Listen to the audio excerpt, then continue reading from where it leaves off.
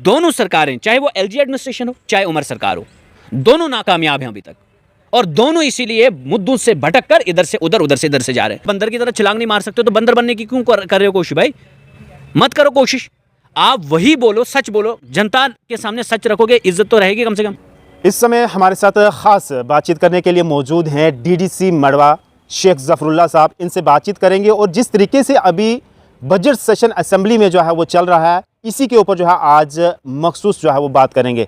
शेख ज़फरुल्लाह साहब, मुझे ये बताइएगा, लोगों की एक बहुत बड़ी उम्मीद है जो आने वाला कल है, यानी कि 7 तारीख, इसमें जो है मुख्यमंत्री साहब बजट पेश करेंगे। कितनी उम्मीदें हैं आपको कि इस बजट में लोगों को कुछ राहत मिलने वाली है? 7 साल के बाद अब इलेक्टेड गवर्नमेंट का बजट सामने आएगा, उम्मीद तो होगी। अब 7 साल के बाद जब ये बजट बनेगा तो 7 तारीख की तरफ निगाहें सबकी टिकी हुई हैं जी। आपकी भी होंगी, बिल्कुल हैं, मेरी भी हैं जी। हर गरीब तबका जिसको राशन मुफ्त देने का वादा इस सरकार ने, इन लोगों ने जो सरकार में इस वक्त हैं, इन्होंने वादा जो किया था, उस गरीब का इंतज़ार रहेगा 7 तारीख की तरफ। जो डेली वेजर्स हैं वो भी इंतज़ार कर रहे हैं, जो एसपीओज़ हैं वो भी इंतज़ार कर रहे हैं, जो वोकेशनल ट्रेनर्स हैं वो भी इंतज़ार कर रहे हैं। एक आम गरीब जिसके घर में गुर्बत नहीं जाती है, वो कह रहा है कि मुझे इन्होंने 12 सिलेंडर देने का वादा किया था, उसका भी इंतज़ार हो रहा है, मुफ्त बिजली का इंतज़ार हो रहा है। 25 दिन के बाद ईद भी आने वाली है। हाँ, उन्होंने बोला था ईद पे सिलेंडर भी देंगे। बिल्कुल बिल्कुल, और ईद भी आने वाली है। तो ओवरऑल जो है कि उम्मीदें तो सबकी लगी हुई हैं, टिकी हुई हैं निगाहें 7 तारीख क्या ये सारे कब आएगा, लेकिन सारे वादे पूरे होंगे, सारे मसले हल होंगे? देखो, अगर आप कोई मैनिफेस्टो बनाते हैं, अगर उमर साहब ने एक मैनिफेस्टो बनाया, उन्होंने कहा कि मैं दूंगा, और उनकी बड़ी ज़बरदस्त खूबसूरत तरीके से उन्होंने बयानबाजी की है इस बारे में कि मैं चाहता हूँ हुकूमत बनने के चंद दिन बाद मैं यहाँ 1 लाख नौकरियाँ बेरोज़गार नौजवानों को दूँ। तो अब जब उन्हें मालूम था यूटी में इलेक्शन लड़ रहा हूँ, तो कल अगर मैं चीफ मिनिस्टर बन भी गया तो यूटी वाला चीफ मिनिस्टर हूँगा। तो 100 दिन बोले थे आपको, अगर याद होगा, 100 दिन। उससे पहले भी जम्मू कश्मीर के जो मामलात हैं, जो फिगर्स हैं, सब कुछ उनके सामने थे, तो उन्हें उसी हिसाब से मैनिफेस्टो सेट करके बात रखनी चाहिए थी। फिर जनता चाहती उस पर वोट करती, नहीं चाहती नहीं करती। अब जब जनता ने जिस बात पर वोट किया, मैंडेट लिया, जाहिर सी बात है, और तारीखी मैंडेट लिया, कोई छोटा मैंडेट नहीं लिया। और ऐसे हालात में जहां चीफ मिनिस्टर एक नारा लगाया था कि यहाँ डोगरा चीफ मिनिस्टर बनेगा, हिंदू चीफ मिनिस्टर बनेगा, मतलब सेकुलरिज्म की धज्जियां भी उड़ाई, लेकिन लोगों ने उसके बावजूद फिर नेशनल कॉन्फ्रेंस को मैंडेट दिया और कहा कि हमें यहाँ हिंदू और मुसलमान की बुनियाद पर चीफ मिनिस्टर नहीं बनाना है, बल्कि हमने आपको इस वक्त मैंडेट देना है। आपने ये जो वादे किए हैं, आपने मुफ्त तालीम की बात की, मुफ्त सिलेंडर की बात की, मुफ्त आपने 1 लाख रोज़गार देने का वादा किया, और आपने 35 किलो राशन का वादा किया।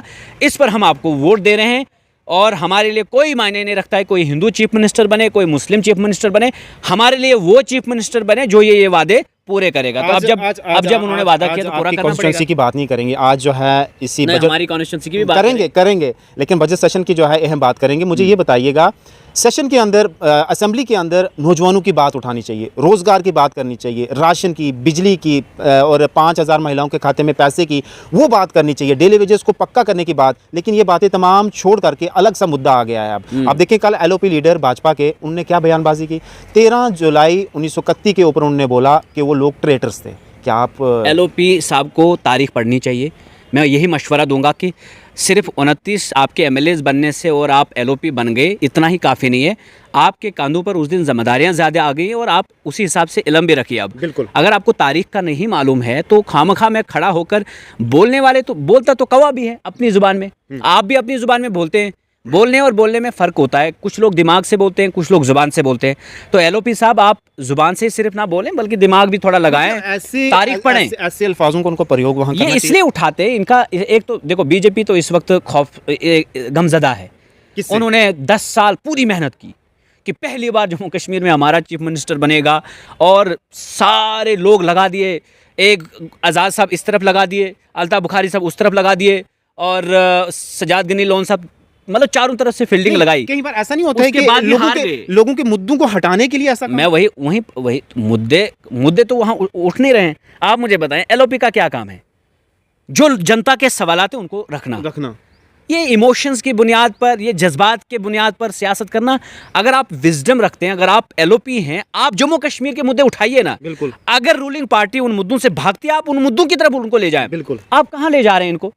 आप महाराजा की स्टेट है, आप महाराजा की स्टेट को आप याद कर रहे हैं?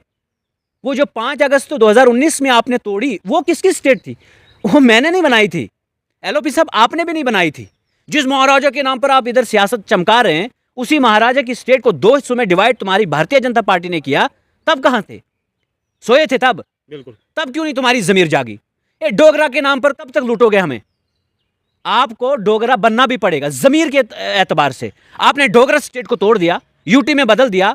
फंड्स की कमियां आज हमारे पास है, सेंटर का डोमिनेंस आज हमारे पास है। कोई भी स्टेट हिंदुस्तान की दिखाओ मुझे जहां उन्होंने सेंटर के डोमिनेंस को एक्सेप्ट किया हो।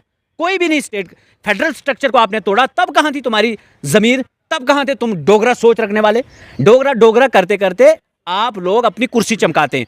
डोगरा स्टेट का ये जो हाल है आज, फंड्स की कमी, सेंटर के सामने गोहार, पैर पकड़ने पड़ते हैं, पीएम के पैर पकड़ने पड़ते हैं, फलानी साहब के, फाइनेंस मिनिस्टर के, ट्रांसपोर्ट मिनिस्टर के, सबके। क्यों? पिछली बार से इस बार जो बजट एलोकेट किया गया जम्मू कश्मीर, उससे भी कटौती की गई। डोगरा स्टेट के लिए आपके पास फंड्स नहीं है, सेंटर दे नहीं रही है, मोदी जी को फिक्र नहीं है। डोगरा स्टेट की खस्ताली हो रही है, डोगरा स्टेट में डोगरा बेरोजगार है। क्या दर्शाना क्या चाहते हैं? आखिर में मुझे ये बताएं कि क्या ये दर्शाना क्या चाहते हैं? दर्शाना चाहते हैं बस यही, एक तरफ से इनिंग वो खेल है नेशनल कॉन्फ्रेंस ही, और एक तरफ से डोगरा का जो बेड़ा इन्होंने उठाकर रखा है, डोगरा डोगरा डोगरा डोगरा। 29 सीटें तो आ गई, और हम लोग भी बेवकूफ़ हैं जम्मू वासी।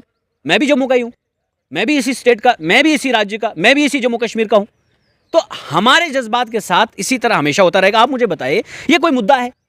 आप 31 जुलाई 1931 की तरफ जा रहे हैं। आप बात करें जो आपने हाल ही में डोगरा स्टेट को 2 हिस्सों में डिवाइड किया, बताएं, उसका जवाब दें। और 10 साल में आपने क्या किया? डेली वेजर्स को आपने पक्का क्यों नहीं किया?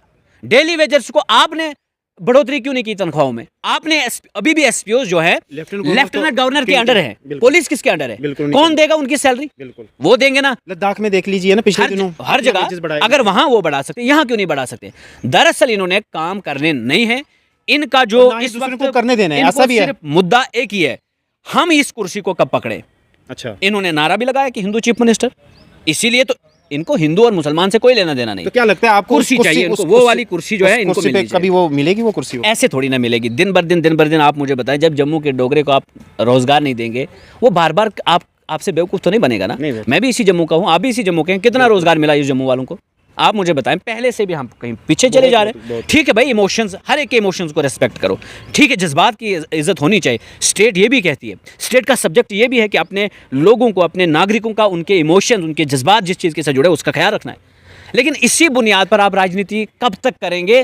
रोजगार हमें आपसे चाहिए। बिल्कुल। एसपीओ चाहते हैं उनको तनख्वाहें उनकी बढ़े, डेली वेजेस चाहता है वो रेगुलराइज हो।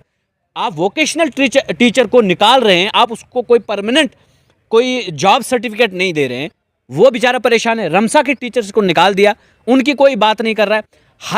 हर कोई तबका समाज का इस वक्त परेशान है। ओल्ड एज पेंशन, उमर साहब ने कहा था कि स्टेट फंड से मैं आपको दूंगा, 3000 कर दूंगा, वो नहीं मिल रही है। तो दोनों सरकारें, चाहे वो एलजी एडमिनिस्ट्रेशन हो चाहे उमर सरकार हो, दोनों नाकामयाब हैं अभी तक, और दोनों इसीलिए मुद्दों से भटक कर इधर से उधर, उधर से इधर से जा रहे हैं। आप मुझे बताएं, अगर डेली वेजर को पक्का उमर साहब भी नहीं कर पा रहे हैं, बता दें सीधा, नहीं हो पाएगा। छलांगे क्यों मारनी झूठ की? अगर आप बंदर की तरह छलांग नहीं मार सकते तो बंदर बनने की क्यों कर रहे हो कोशिश? भाई मत करो कोशिश, आप वही बोलो, सच बोलो, जनता के सामने सच रखोगे, इज्जत तो रहेगी कम से कम। बिल्कुल। आप झूठ भी बोलते हो, सब कुछ हो रहा है, सब कुछ हो रहा है, फिक्र करने की कोई जरूरत नहीं है। पीएम से मिल रहे हैं, अमित शाह साहब से मिल रहे हैं, मिलने के बाद क्या हुआ? कुछ नहीं। तो ये सारे मुद्दे जो हैं, मुझे लगता है कि मुद्दों से भटकाने वाली जो राजनीति है, ये राजनेता पहले से करते आए हैं, और ये जनता की भी हकीकत में जनता क्यों नहीं समझती है, क्यों बार बार इनकी तरफ जाती है, क्यों उन्हीं पुराने उन मगरमच्छों को चुनती है। जनता इसीलिए सफ़र करती है, क्योंकि जनता को तो इलेक्शन के टाइम बिरयानी चाहिए, जनता को तो इलेक्शन के टाइम पैसा चाहिए। चमचे इस वक्त बांट रहे होते हैं पैसा। जब तक आप इलेक्शन को इलेक्शन की तरफ नहीं तरह लड़ोगे, जब तक आप इमोशंस की बुनियाद पर, जम्मू वर्सेस कश्मीर की बुनियाद पर इलेक्शन लड़ोगे, तो यही हाल होगा। एक तरफ से भाजपा वाले होंगे, एक तरफ से नेशनल कॉन्फ्रेंस ही, और आज पीडीपी को भी बड़ी याद आ रही है, उन्हें कभी शहीदी दिवस याद आ रहा है, उन्हें कभी पता नहीं क्या क्या चीज़ें उन्हें याद आ रही, क्योंकि उनकी ज़मीन खिसक चुकी है। अब वो भी इसी में अपना वो डालना चाहते हैं हिस्सा, वो भी इस आग को और भड़काना चाहते हैं। मैं कहता हूं कि जनता को जो चाहिए वो बात करें। असेंबली एक बहुत बड़ा प्लेटफॉर्म है।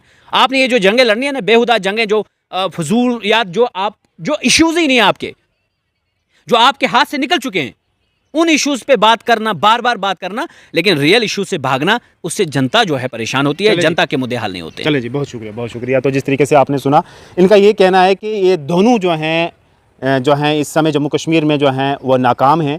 कोई भी जो है जनता का काम करके जो है वो राज़ी नहीं है, ना ही जनता के काम हो रहे हैं। जिस तरीके से इलेक्शन से पहले एनसी ने अपना मंशूर जारी किया था। तो फिलहाल जो है आप अपनी राय कमेंट सेक्शन में रखें कि किस तरीके से जो है इस समय हमारी जनता पिस रही है, क्या उनके वाक़े में काम हो रहे हैं, या आप ज़रूर जो है अपना सुझाव रखें। धन्यवाद।